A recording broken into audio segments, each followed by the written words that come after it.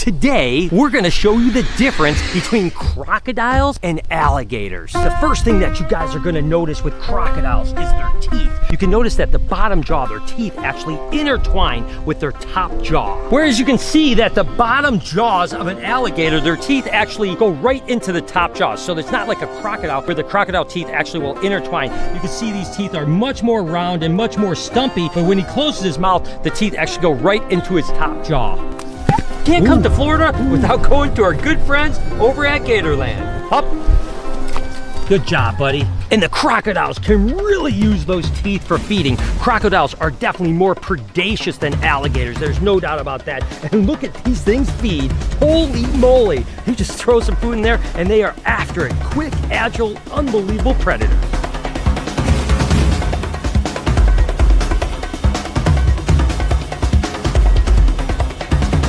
And you may notice that the crocodile's teeth are more pointed. They're definitely sharper, whereas the alligator's teeth are much bigger and more rounded.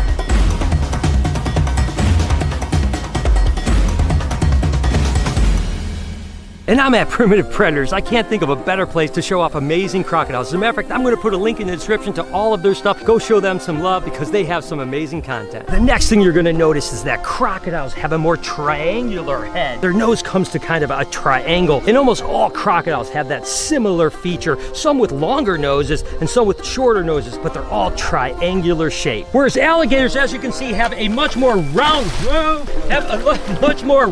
nose just like that, not the pointy nose of a crocodile. What are you doing, you cheeky monkey over here? Ooh. Yes, close up call. Close up, close up. Okay, you're good. And the reason for that is that crocodiles are definitely more carnivores. They're more predacious, whereas alligators, they're more scavenging type. They will predate, don't get me wrong, but they are definitely more scavenging. So they're using that round jaw to kind of help them pick up stuff. Sometimes they'll even eat fruits, believe it or not, whereas crocodilians, that's not on the diet. It's all carnivore. Alligators have sensors around their mouth that are called ISOs, where they can sense the actual water change. So watch this. See how the alligator knows as soon as that meat hits the water, the pressure changes and they snap at it. But crocodiles actually have ISOs all over their body. So they're sensing not only what's in front of their face, but they're sensing things all over the body. Again, any pressure change in the water at all. If this Orinoco right now was out in the deep of this water and anything touched that water at any level, it's gonna send little waves and their entire body is gonna pick up it with those little sensors. And that's why they're such amazing predators. Of course, the late great Steve Irwin actually said that alligators are basically frogs with teeth because he'd worked with crocodiles so much, and the difference between alligators and crocodiles is so incredible when it comes to their attitude. Crocodiles definitely are more athletic. Now, the thing that's interesting is that crocodiles have longer legs than alligators, giving them the ability to run much faster, and in some cases, like Cuban crocodiles, jump up to 5 foot. Cuban crocodiles literally gallop, which is amazing, and can really run at fast speeds, whereas alligators are very slow and methodical, and they have shorter legs. Crocodiles actually have longer legs than alligators, meaning that they can actually gallop and move super fast. And again, the athleticism of crocodiles, you can get an idea with this Cuban crocodile right here.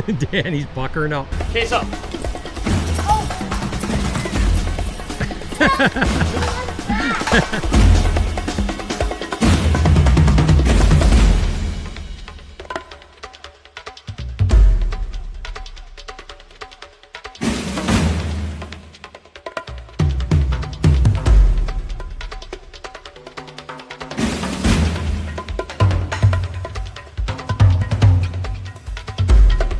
So we're in with Morton, a crocodile that has got a ton of energy. You ready for this, Danny? Oh, I think so. First thing we gotta find him, that's the hard part. Morton! Come on, bub. Let's go. Yeah. He's going back to the water now. Hey, get it over. Nice. Oh, is that good? Look at that, buddy. I think he's still hungry. Crocodiles hit so much harder. They're generally much sneakier because you got to think of the prey they go after. You know, the prey is, it's a very ambush, whereas alligators are designed to eat crabs and turtles and crushing stuff. So they kind of just lope around and scan the bottom and find it and scoop it in their mouth and crush it and swallow it down. So they're not as much of an ambush predator as a crocodile. Crocodiles hit hard, they come out strong. And also alligators have just like a jovial personality. In captivity, they're very easily, you know, manageable as far as like a safety aspect of working with them and just going in there and having fun, you know. Crocodiles, especially like saltwater crocodiles and Cuban crocs, much like working with a black mamba, you gotta understand what you're dealing with and not be fearful, but extremely respectful and conscious of everything you do in that enclosure.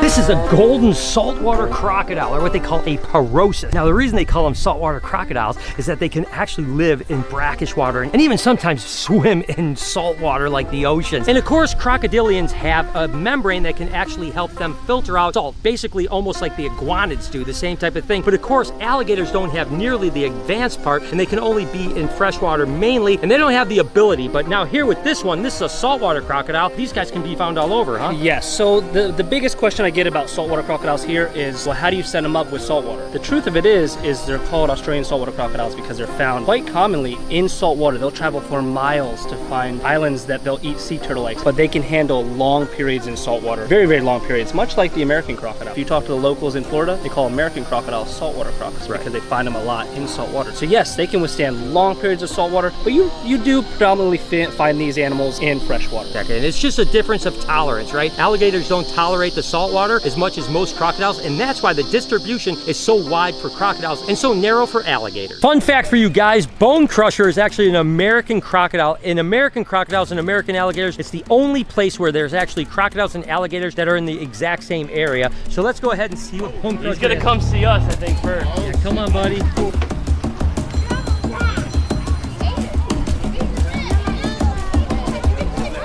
And the thing that's interesting that American crocodiles are actually from South Florida is that these guys are often known as like saltwater crocodiles down here because they can live in brackish water. And again, just like all crocodilians, they have that membrane that they can absorb salt and actually expel it. And these guys will have more of that ability than alligators. Again, the only place in the entire world that crocodiles and alligators coexist. Let's talk about some of the similarities between alligators and crocodiles. Crocodiles, like these now crocodiles here, they actually have what they call a nictating membrane, which is basically almost like goggles, right? Their eyes close this way, but when their eyes are open, another lid can close this way that is see-through so they don't get water and other things in their eyes so that they can see underwater. Both alligators and crocodiles have what they call osteoderms, which is basically bony skin. You can see the ridges all along their back, and that's for protection from predators. Have you ever seen how alligators' eyes and crocodiles' eyes actually glow at night if you shine them? It's called tapetum lucidum, which is actually like a reflective layer in the back of their eyes. You may even see that with your dogs at some point, but with alligators and crocodiles, it's much more pronounced. And when you go out at night and you shine the water with a light, you see all these little glowy eyes, which is an absolutely amazing thing to see. Both alligators and crocodiles are apex predators. Crocodiles and alligators have been around for a couple 100 million years.